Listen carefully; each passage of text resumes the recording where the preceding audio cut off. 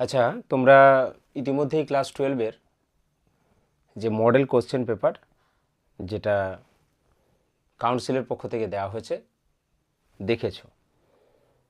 এখন সেই model question পেপারে বিশেষ করে আমরা ম্যাথমেটিক্সের কথা যদি বলি,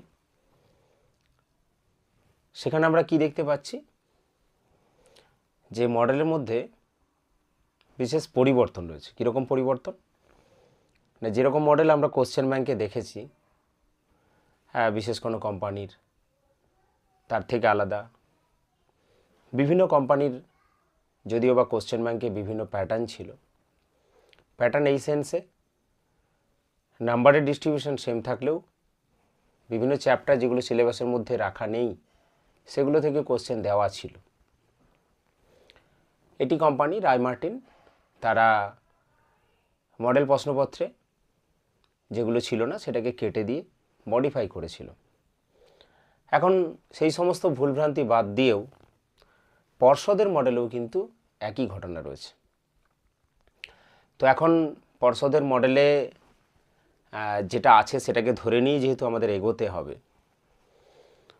তো সেই জন্য বলি একটা অংশ সব জায়গাতেই ঠিক আছে যে আমরা ক্লাস 12-এর যে ম্যাথমেটিক্সের সিলেবাস আছে সেখানে সমতল অংশটা একেবারেই নেই বা বাদ দেওয়া হয়েছিল, কোশ্চেনেও এখানে মডেলেও নেই, বা চ্যাপ্টারটার থেকে সাজেস্টিভ কিছু প্রশ্নও নেই।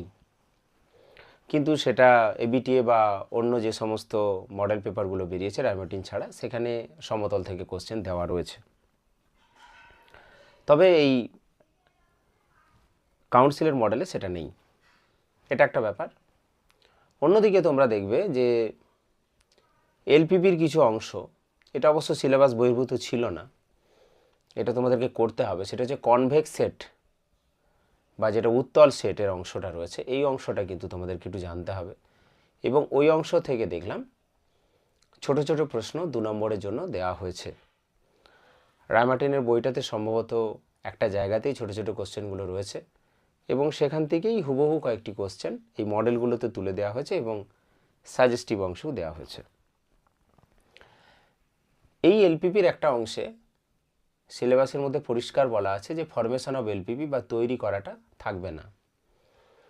এখন তৈরি করা থাকবে না, শুধুমাত্র কি থাকবে না গ্রাফিক্যাল সলিউশন। দেখলাম যে ছোট প্রবলেম যেগুলো 2 মার্কসের জন্য, তো সেখানে তৈরি করাও দেয়া রয়েছে মডেলের মধ্যে। অবশ্য তোমরা যারা পড়েছো তারা যখন সমাধান শিখেছো তার আগে তৈরি করার কিছু অংশ জেনেছো, আর যদি এটাও করতে হয় বা তোমরা লাস্ট মুহূর্তে যদি যোগ করো তাহলে ছোট ছোট প্রবলেম কিছু করে নেবে। আর একটা বিষয় যেটা হচ্ছে, আর একটা নয় দুটো বিষয় রয়েছে অবকল সমীকরণে। তোমরা দেখেছো যে সিলেবাসের মধ্যে অবকল সমীকরণের গঠন সেটা নেই, শুধুমাত্র সমাধানটা রয়েছে। তো এখানে দেখলাম সাজেস্টিভ অংশে এবং মডেলে তৈরি করা অংশটা দেওয়া হয়েছে। যদিও বা তোমরা এই তৈরি করাটাকে আমরা শুধু অবকল সমীকরণ তৈরি করা হিসেবে দেখতে নাও পারি, কারণ এটা আমরা থার্ড সেমিস্টারে অলরেডি অবকল সমীকরণের যে ডিফারেন্সিয়াল ক্যালকুলেশনের মধ্যে যেটা ছিল, অর্থাৎ আমরা ডেরিভেটিভ করা শিখেছিলাম, first order second order derivative করা শিখেছিলাম। তো সেই ডেরিভেটিভের অ্যাপ্লিকেশান হিসাবে এটাকে ধরতে পারি। এটা নতুন কিছু না, ছোট ছোট প্রবলেম আমরা এটাকে যোগ করতে পারি যেহেতু মডেল পেপারে দেওয়া রয়েছে। মডেল পেপার বলতে আমাদের কমিশন যেটা কাউন্সিলের মডেল পেপার, WBCHSCর কাউন্সিল তার মডেল পেপারে যেটা দেওয়া রয়েছে। আর একটা অংশ যেটা তোমরা দেখেছো যে নির্দিষ্ট সমাকলনের ক্ষেত্রে বিশেষ করে সংজ্ঞার সাহায্যে যেটা রয়েছে, যেটা আমরা লিমিট দিয়ে করে থাকি, সেটাও কিন্তু ছিল না বা নেই সিলেবাসের মধ্যে। এখানে দেখলাম মডেল পেপারে বা সাজেস্টিভের অংশে কিন্তু রয়েছে। মডেল পেপারটা দেখতে হবে, তবে সাজেস্টিভের অংশ কিন্তু রয়েছে। যাই হোক, তোমরা মডিফিকেশান শুধুমাত্র কয়েকটা অংশ একটু করে নেবে। সেটা হচ্ছে অবকল সমীকরণ তৈরি, অবকল সমীকরণ তৈরি এই পার্টটা। আচ্ছা, তৈরি বলতে কি না, কোনো একটা মান হয়তো দেওয়া আছে যে এইটা এই সমীকরণকে সিদ্ধ করে, অর্থাৎ ডেরিভেটিভ করে দেখিয়ে দেওয়া, বা তৈরি করাও আছে দেখেছি যে কোনো একটা বৃত্ত মূল বিন্দুতে এক্স অক্ষকে স্পর্শ করলে বা ওয়াই অক্ষকে স্পর্শ করলে তার অবকল সমীকরণ এইটা হয়, দেখাতে বলা আছে, এরকম একটা আছে। তো এই অংশটা জুড়ে দেবে। আচ্ছা, নেক্সট হচ্ছে উত্তল সেটের অংশটা। উত্তল সেটের অংশটা এটাও তোমরা নতুন করে জুড়ে নেবে বা নতুন করে একটু দেখে নেবে। এর সাথে আরেকটা অংশ যেটা বললাম যে এই রিলেটেড এখানে ছোট ছোট প্রশ্নগুলোও কিন্তু রয়েছে, অর্থাৎ কিছু কিছু সংজ্ঞা রয়েছে, সেই সংজ্ঞাগুলোও কিন্তু আমাদেরকে জানতে হবে। তাহলে অবকল সমীকরণের তৈরির অংশটা, উত্তর সেটের অংশটা এবং ছোটোখাটো এলপিবি তৈরি করাটা, এটাও একটু দেখে রেখে দিও, কারণ সিলেবাসের মধ্যে নেই কিন্তু এখানে মডেলে দেওয়া রয়েছে দেখলাম, ঠিক আছে। আর বাকি অংশগুলো আর নতুন করে যোগ করার বা তৈরি করার দরকার নেই। আচ্ছা, এখন প্রশ্ন হচ্ছে যে এই ভিডিওর করার মূল উদ্দেশ্যটা কি না, মূল উদ্দেশ্যটা হচ্ছে যে তোমাদের আমি এই মডেলের যেটা রয়েছে, অর্থাৎ যেটা পর্ষদ থেকে দেওয়া হয়েছে, কাউন্সিল থেকে দেওয়া হয়েছে, সেটার যেমন আলোচনা করব পরে, মেনলি এখন আলোচনা আমি করতে চাই এই উত্তল সেটের অংশটা, যেটাকে আমরা বলি কনভেক্স সেট, ঠিক আছে, কনভেক্স সেট বা উত্তল সেট। এখন এই কনভেক্স সেট ম্যাটারটা কি, কনভেক্স সেট জিনিসটা কি, তো সেটার জন্য বলি যে কনভেক্স সেট হচ্ছে কালেকশান অফ পয়েন্টস, অর্থাৎ কিছু বিন্দুর কালেকশান বা সংগ্রহ। সেটা দ্বিমাত্রিক হতে পারে, সেটা ত্রিমাত্রিক হতে পারে। যেমন ধরো আমি একটা কালেকশান নিলাম 1,1, 1,2, 1,3, এইভাবে অসংখ্য পয়েন্ট থাকতে পারে, যে পয়েন্টগুলো কিনা দ্বিমাত্রিক দেশে রয়েছে, অর্থাৎ প্রত্যেকটা x,y আকারে রয়েছে। তো এটা হচ্ছে আমাদের দ্বিমাত্রিক স্থানাঙ্ক বিশিষ্ট বিন্দুগুলোর কালেকশান। এটা আমাদের তিনমাত্রিক হতে পারে, এটা আমাদের এনমাত্রিক হতে পারে, বহুমাত্রিক হতে পারে। তো যাই হোক, তো কিসের কালেকশান না কিছু বিন্দুর কালেকশান। এবার কি হবে না, তার সাথে আমাদের দুটো জিনিস জানতে হবে, একটা হচ্ছে কনভেক্স কম্বিনেশন,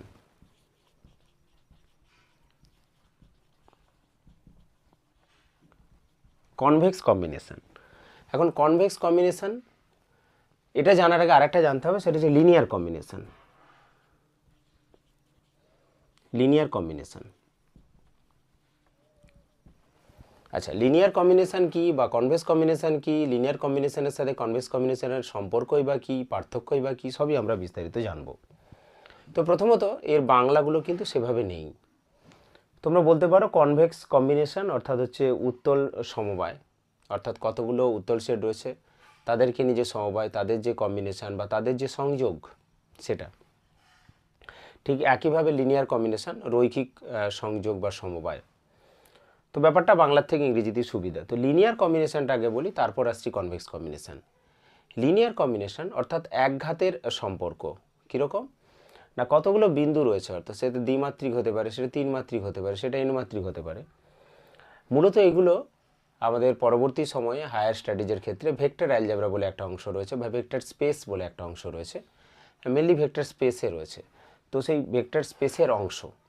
তো লিনিয়ার কম্বিনেশনটা কি না, সেখানে আমাদের ভেক্টরের মধ্যে আমরা করে থাকি, ঠিক আছে। তো এখানে আমরা বলছি যে আমরা তো 2 ডাইমেনশনাল পয়েন্ট বা 3 ডাইমেনশনাল পয়েন্টগুলোকে তো ভেক্টর হিসেবে ট্রিট করতেই পারি। তো যাই হোক, তো যে কোনো দুটো পয়েন্ট, একটা ধরো এ আর একটা ধরো বি পয়েন্ট রয়েছে, A equal to x1, y1, B equal to x2, y2, এই দুটো বিন্দু রয়েছে। দুটো কেন, দুটোর বেশিও থাকতে পারে, ঠিক আছে। তো তাদের লিনিয়ার কম্বিনেশন বলতে আমরা কি বুঝবো না, তাদের লিনিয়ার কম্বিনেশন হচ্ছে এমন একটা কম্বিনেশন বা এমন একটা আর একটা পয়েন্ট, অর্থাৎ সেটাকে আমি যদি সি বলে নিই, তাহলে সি সমান হচ্ছে λ1a প্লাস λ2b, যেখানে λ1 এবং λ2 হচ্ছে স্কেলার। তাহলে কি হলো, যতগুলো ভেক্টর থাক না কেন, যতগুলো পয়েন্ট থাক না কেন, তাদের লিনিয়ার কম্বিনেশন হচ্ছে আর একটা নতুন পয়েন্ট, এবং তাকে আমরা এইভাবে লিখতে পারবো। অর্থাৎ সিকে যদি আমি ধরে নিই যে সি বিন্দুটা হচ্ছে x3, y3, তাহলে x3, y3 সমান আমি লিখতে পারবো λ1 into x1, y1 plus λ2 into x2, y2। অর্থাৎ এটাকে সাজিয়ে নিলে, গুণ করলে দেখো λ1 x1 plus λ2 x2, λ1 y1 plus λ2 y2। তাহলে এটা হলো আমাদের x3, y3, এবং এই যে নতুন পয়েন্টটা পেলাম সেটা হচ্ছে এই দুটো পয়েন্টের লিনিয়ার কম্বিনেশন। আরও সহজভাবে বলি, ধরো দুটো বিন্দু রয়েছে 2,3, 1,4। তো এদের লিনিয়ার কম্বিনেশন কি হবে না, λ1 ইন্টু এটা প্লাস λ2 ইন্টু এটা, অর্থাৎ ক্যালকুলেশন করলে 2λ1 প্লাস λ2, 3λ1 প্লাস 4λ2।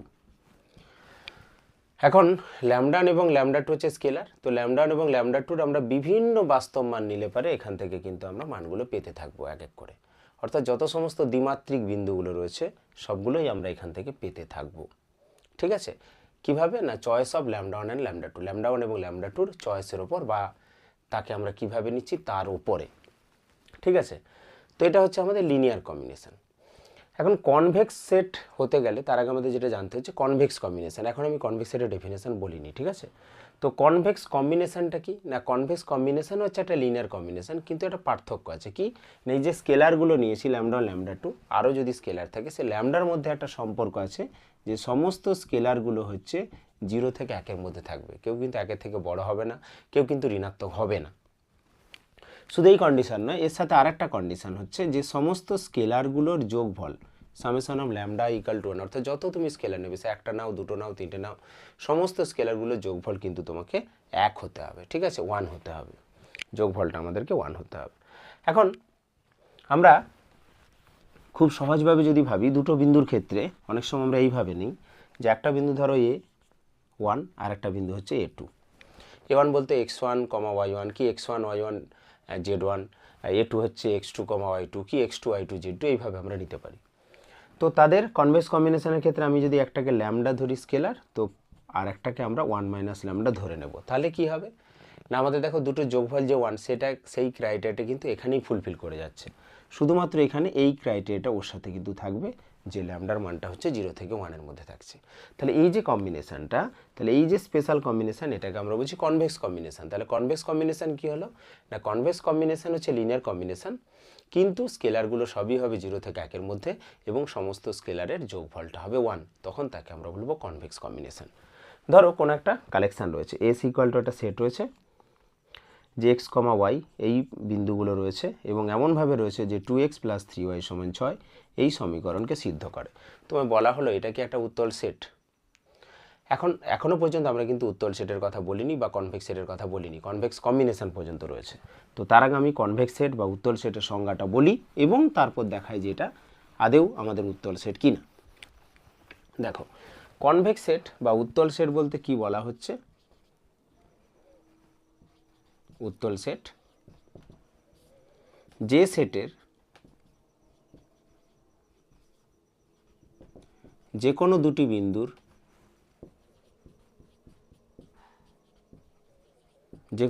বিন্দুর কনভেক্স কম্বিনেশন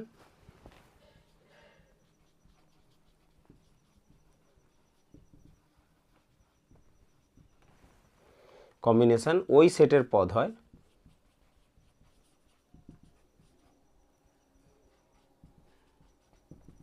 তাকে কনভেক্স সেট বলে।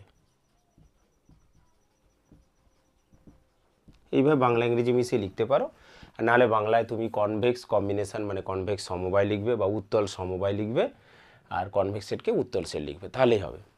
তাহলে কি হলো, যে কোনো দুটো বিন্দুর কনভেক্স কম্বিনেশন যদি ওই সেটের এলিমেন্ট হয় তখন তাকে বলছি কনভেক্স সেট। তাহলে এটা কনভেক্স সেট কি না, তাহলে এর মধ্যে যে কোনো দুটো এলিমেন্ট নিয়ে নিচ্ছি বা পদ নিয়ে নিচ্ছি। কীরকম না, একটা পদ নিচ্ছি আমি ধরো x1, y1, আর একটা হচ্ছে x2, y2।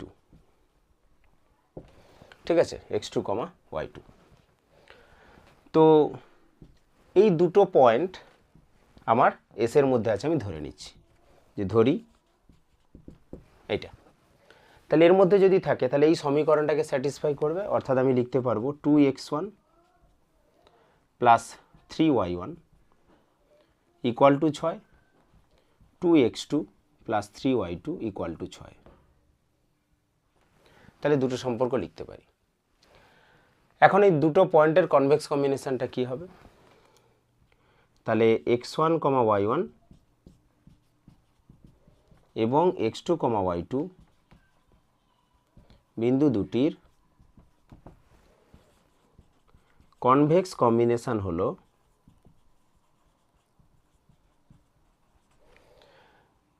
কি না, lambda into x1, y1 plus 1 minus lambda into x2, y2, যেখানে 0 <= ল্যামডা <= 1। এটা তো আগেই বলেছি যে আমরা একটাকে ল্যামডা আর একটাকে 1 মাইনাস ল্যামডা নেব যাতে যোগফলটা আমাদের 1 হয়ে যায়। তো এটাকে সাজিয়ে নিলে কি হচ্ছে, lambda x1 + 1 minus lambda x2, lambda y1 plus 1 minus lambda y2। ঠিক আছে, আমাদের কাজ কি হবে না, এইটা এস সেট যেটা আমি নিয়েছিলাম, যে সেই সমস্ত এক্স কমা ওয়াইগুলো যেখানে 2x plus 3y equal to 6, তাহলে আমার টার্গেট হবে এই সমীকরণটাকে স্যাটিসফাই করছে কিনা এই বিন্দুটা। তাহলে কি লিখবো এখন, 2 ইন্টু এই প্রথম বিন্দুটা, 2 into lambda x1 plus 1 minus lambda x2 plus 3 into lambda y1 plus 1 minus lambda y2। তো এটাকে যদি ক্যালকুলেশন করি, তাহলে এই প্রথমটা ল্যামডা কমন নিলাম, 2x1 প্লাস 3y1, দ্বিতীয়টা থেকে 1 মাইনাস ল্যামডা কমন নিলাম, 2x2 প্লাস 3y2। তাহলে কি হবে না, ল্যামডা ইন্টু এই যে 2x1 প্লাস 3y1 এই মানটা 6 আছে, তাহলে lambda into 6, 1 minus lambda into 6 অর্থাৎ আলটিমেটলি 6। তো যেহেতু 6 হয়েছে, তাহলে আমরা বলতে পারি যে এই বিন্দুটা স্যাটিসফাই করেছে, এবং কন্ডিশনটাকে স্যাটিসফাই করা মানে কি এসের এলিমেন্ট, তাহলে বিলং টু এস। তাহলে যে কোনো দুটো বিন্দুর কনভেক্স কম্বিনেশান যেহেতু ওই সেটেরই পদ, তাহলে এস হয়ে যাবে আমাদের উত্তল সেট বা কনভেক্স সেট। যদি না পেতাম তাহলে হতো না। এখানে একটা ম্যাটার বলি, আর একটা উদাহরণ নিয়ে দেখাই তোমাদের, যে তোমাদের কোশ্চেন ব্যাংকে বা এই যে মডেলের কথা বলছি সেখানেও আছে, এটা একটা নয়, আরও আমি একটা ক্লাস করাবো তোমাদের। আমি একটা উদাহরণ নিয়ে নিচ্ছি, যে এস ইকুয়াল টু, এটা ধরো এক্স অক্ষ, এটা ওয়াই অক্ষ, তাহলে এটা 1 1, এটা হচ্ছে 1 মাইনাস 1, এটা মাইনাস 1 মাইনাস 1, এটা মাইনাস 1 1। তাহলে এই চারটে বিন্দু 1 1, 1 মাইনাস 1, মাইনাস 1 মাইনাস 1, মাইনাস 1 1। দেখো এই চারটে বিন্দু নিয়েছি, এই চারটে বিন্দুর কালেকশান, এটা কিন্তু কনভেক্স সেট বা উত্তল সেট নয়। কেন নয়? এদের যে কোনো দুটোর কম্বিনেশান যদি না, ওই সেটের এলিমেন্ট হবে না হয়তো, দেখা যাক। তো যে কোনো দুটো, এই দুটোই নিয়ে নিচ্ছি, 1 1 এবং 1 মাইনাস 1। দেখো আমি স্কেলারটাকে হাফ হাফ নিলাম, নিতেই পারি, তোমরা জানো যে স্কেলার দুটো যোগ হলে 1 হতে হয়। তাহলে এটা ক্যালকুলেশন করলে কত হচ্ছে, হাফ 1 হাফ ইন্টু 1, তার মানে হাফ হাফ মিলে 1, half into 1 minus half into 1, তার মানে 0। তাহলে বিন্দুটা কি হলো 1, 0। দেখো 1, 0 এদের চারটের মধ্যে কোনোটাই নয়। তাহলে এই কর্নার বিন্দুগুলোকে নিয়েছিলাম, তাহলে এই কালেকশানটা কিন্তু কনভেক্স সেট হলো না। আচ্ছা, যাদের কনভেক্স কম্বিনেশান ওই সেটের মধ্যে থাকে না, যে সমস্ত পয়েন্টের, তাদেরকে আমরা বলি এক্সট্রিম পয়েন্টস। এক্সট্রিম পয়েন্ট, ঠিক আছে, বাংলা হয়তো আছে, দেখবে তোমরা, আমি আরও বিস্তারিত পরে আলোচনা করব। তো যাদের কনভেক্স কম্বিনেশন করা যাবে না, তারা হচ্ছে এক্সট্রিম পয়েন্ট। এখানে আরও একটা জিনিস আমাদের পরিষ্কার হয়ে গেল, যে সেট অফ ফাইনাইট পয়েন্ট, অর্থাৎ নির্দিষ্ট সংখ্যক যদি বিন্দু থাকে, কাউন্ট করা যায়, তাহলে তাদের কালেকশান কখনোই কনভেক্স সেট হবে না। এখন এটা যদি এরকম হতো, এটাকে যদি একটু বদলে দিতাম, যে এক্সের মানটা অর্থাৎ mod extra less than equal to 1 করে দিতাম, তাহলে কী হতো, এই -1 থেকে 1 বলতে এই লাইনের উপরে সমস্ত এলিমেন্ট এবং এই বিন্দু দুটোকে বোঝাতো, এই বিন্দুগুলোকে বোঝাতো। আর mod y less equal to 1 বললে এই বিন্দুগুলোকে বোঝাতো। তখন কিন্তু এই চারটে নয়, অসংখ্য পয়েন্টগুলো পেতাম, তখন এটা কনভেক্স সেট হতো, এবং এই কর্নার পয়েন্টগুলো হতো এক্সট্রিম পয়েন্ট। একইভাবে যদি কোনো বৃত্তের কথা বলি, ধরো একটা বৃত্ত আছে, x square plus y square সমান 4, এটা একটা বৃত্ত।